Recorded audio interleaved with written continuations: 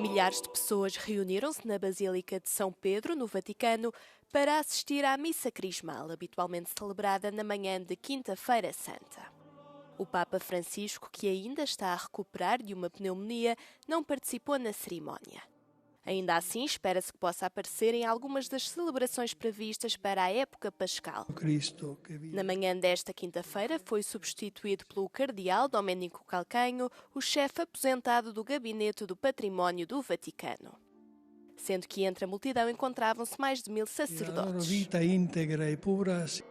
Em Jerusalém, os cristãos ortodoxos reuniram-se no Santo Sepulcro esta quinta-feira, com a tradicional cerimónia do lava-pés a marcar o início da Páscoa Ortodoxa.